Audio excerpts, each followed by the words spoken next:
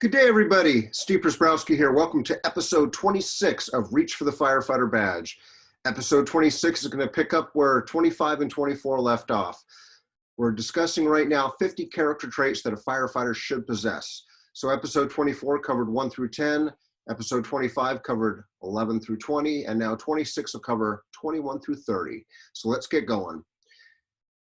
As a reminder, my two websites, code3firetraining.com and ShabotFire.com, have lots of great valuable information, whether you want to become a firefighter or whether you already are a firefighter and you want to promote through the ranks up to fire chief or captain or battalion chief or whatever rank. Lots of great stuff in there just to ensure that you can be the best that you can be.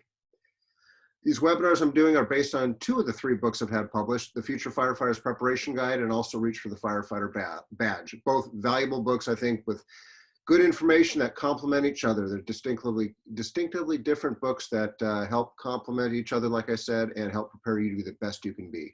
So, as I've shared in the previous 2 episodes, this was a sign that used to hang in our academy wall. And really, the essence of the sign is that when you go through a firefighter hiring process, you have multiple steps. By now, you realize there's an oral interview, a written test, a background investigation, multiple steps that take usually multiple months. All those steps typically try to vet out your character. And obviously most departments are trying to do their best to hire those with the best character. Doesn't always happen. Some people slip through the cracks sometimes, but we try our best. But now when you're in that recruit academy, and especially a probationary period as a firefighter, newly hired, of course, that's when the reveal comes out and the true you comes out. And hopefully the true you is the same that was sold to the oral board umpteen months ago when you were there saying you would do everything you could in your power to be the best firefighter ever for that department. Remember, I think the key to success is don't overpromise, actually underpromise, overdeliver. Unfortunately, most people overpromise and underdeliver.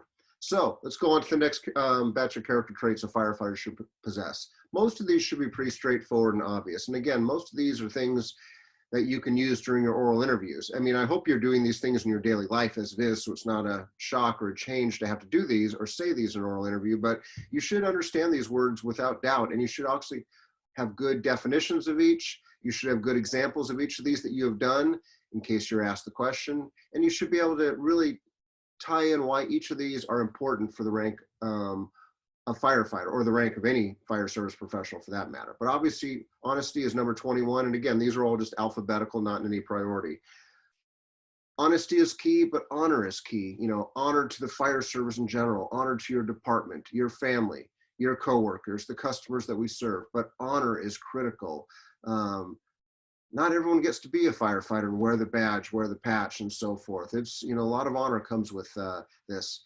Having a great sense of humor is critical.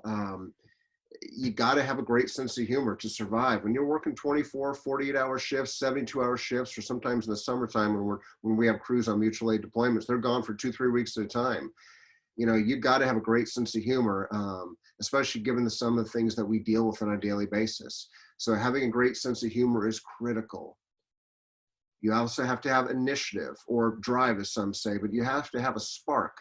No one should have to kick you in the butt to get you going every day. You should be able to have that internal initiative that gives you focus to move forward, focus for success, focus for doing the right thing, focus for being the best you can be, focus for whatever. But drive and initiative are key to your success as well as the success of those around you as well. Just don't step on others' toes, obviously. Number 25, integrity.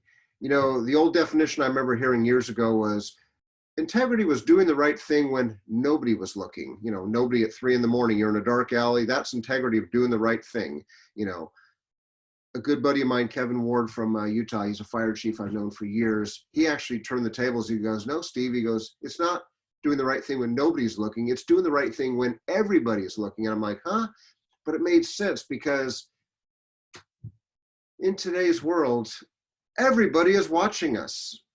The moment we leave the firehouse, there's a camera on us. Everyone's got pretty much a smartphone or some type of device that's got at least one camera. Some people have more than one camera on them. I mean, I carry 2 cell phones, a work cell phone and a personal cell phone. They both have cameras. I have an iPad. I don't carry it with me, but it has a camera. Computers have cameras. So everyone's watching you.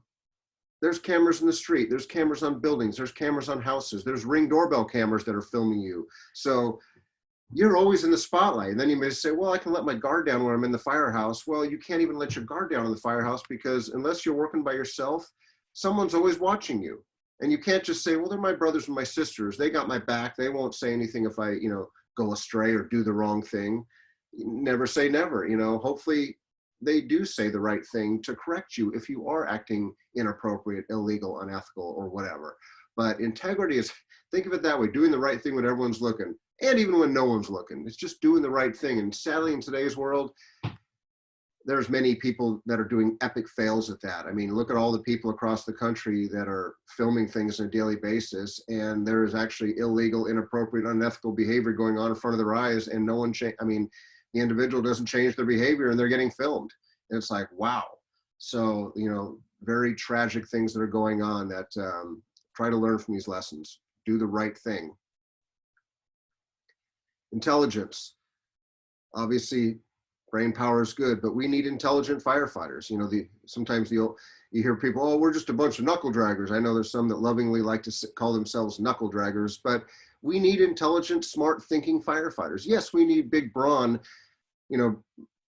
firefighters. And I don't mean brawn in a big, musculistic, The Rock or Arnold Schwarzenegger when he was a big bodybuilder way back when.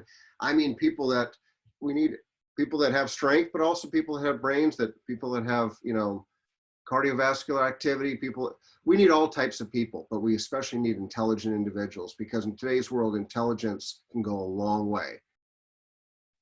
Lack of ego. Everyone's got an ego, whether you like it or not. Everyone's got an ego, myself included. If you say you don't have one, you're fooling yourself. It's okay to have an ego. It's healthy. The key is not letting your ego eat your brain, as retired Phoenix Fire Chief, the late Alan Bernasini, used to say, egos eat brains, which they do in a lot of leaders sometimes. So keep your ego in check. It's not about you, it's about we. Don't forget that. Number 28, lack of entitlement. It's very easy in today's world for fingers to point. And I hear that all the time, especially from people of my age group or older or maybe slightly younger. They point fingers at the younger generation. It's like those millennials or those Generation Zers or whoever the generation title is, they're entitled. And I have to stop. I go, no, they're not entitled.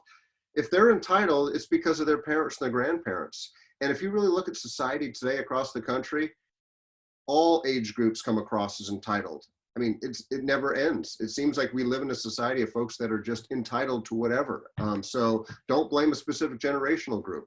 And if you are a parent blaming somebody that's maybe your kid, do something about it. You're their parent. You're the one providing direction. Chances are you may be the one that's entitled, and that's how you're leading by example or not. I mean, it happens, so instead of complaining about things, maybe do something about it. But also look yourself in the eyes and say, guess what? If you're complaining about them, they're probably complaining about you for something. So we can all learn from each other in some capacity. So don't forget that, but try to check your entitlement at the door.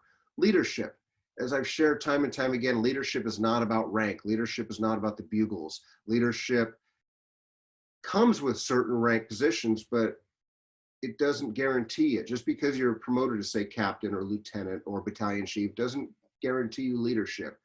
You can be, you got to first start with yourself. You got to be a leader of one yourself before you can lead anybody else. And I know many leaders out there that have 0 followers because they don't have any credibility or they don't get any respect either as a leader. So leadership can be in any rank, and it should be in any rank, but the key is you've got to build your followers. And a follower sometimes, it's almost a bad word. I like the word collaborators better, because followers almost makes it sound subservient, but collaborators means we're on the same wavelength, the same page, the same level playing field. But regardless, leaders have to have visions.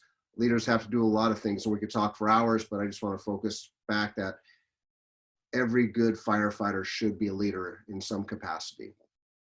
And then lastly, for this segment, this episode, loyalty. Loyalty is critical. Loyalty to the customers that you serve, loyalty to your coworkers, loyalty to your department, loyalty to the fire service, loyalty to the jurisdiction. We live in also a society, besides entitlement, we live in a society that makes it very easy to complain about things, especially publicly through social media and other forms and fashions. Heck, go to McDonald's and they don't have your Diet Coke and they're out of Diet Coke. Some people, what are they gonna do? They're gonna post a negative Yelp review saying, I'm never coming back here again because they ran out of Diet Coke. This is terrible customer service. Okay, so there's your entitlement sort of leaking into you. It's like, you know what? You can't have everything you want. Stuff happens. It's like, is it the end of the world that they're out of Diet Coke? I mean, maybe for you it is, but have a plan B, have a plan C. But back to loyalty, we live in a society where loyalty gets very challenged, I think, sometimes. So I think the key is we've got to be loyal to pretty much everybody, you know, and I know especially in today's world, it's very easy for people to bash their employer. I hear people all around the country, firefighters I know, like, well, you know, my department sucks, the city sucks, you know, they're screwing us, this and that, and my chiefs suck. Like, well, okay, well, maybe you're part of the problem. No, I can't be part of the problem. Well, here's the thing. If it sucks that bad, get the heck out of there. Retire, resign, move on, find something different because you're miserable and that doesn't lead to good health and wellness. Well, I can't afford to leave. I still got 10 years on the job. I got to feed my family. Well, then you know what? Quit bitching about it. Be part of the solution, not part of the problem, because right now you're part of the problem. Well, my chiefs are, I don't know of any fire chief, any deputy chief, any assistant chief, any chief officer around the country that purposely sits there all day figuring out how are we going to screw everybody up? How are we going to screw them over? How are we going to make their day miserable? I mean, maybe there are, but I'm trying to be positive in the sense that every chief I know is trying to do the right thing and trying to make their department better, trying to serve the community better, trying to make it better for their personnel. That's pretty, I mean, because think about it, most, if not every chief has come from the ranks. So I know some have forgotten where they come from, but most of them want to do the right thing. So you got to have faith in that. And again, if it's that miserable for you, leave. You'll probably be more happier separated. So sorry if I'm sounding harsh, sorry if I'm being blunt, but you know what? Health and wellness should be your number one focus on you. So with that, as I shared earlier, you've got to be able to discuss your positive traits at any given time because you may get asked during an interview, you may get asked just in a conversation with people. You've got to also be able to back up your talk with examples from your experience, especially if you're in an interview process. And again, the 30 characteristics I've mentioned so far that every firefighter should possess, I'm hoping you possess most of these. I mean, most human beings, I would think, possess a lot of these. None of us are perfect. Some of us could obviously use a lot of improvement in some of these. Some of them may be weaknesses for us, but we've got to be able to pull those from our experience to be able to discuss them and move forward, hopefully in a positive way. And then lastly, be able to tie that positive characteristic into the position you aspire to. That's the full, complete oral board answer. And it's hopefully right from the heart, not just a bunch of BS. So as always, thank you very much for the gift of your time, everybody. My contact information, my social media footprint. I will see you soon. Until the next episode, take care, be safe, and be well, everybody.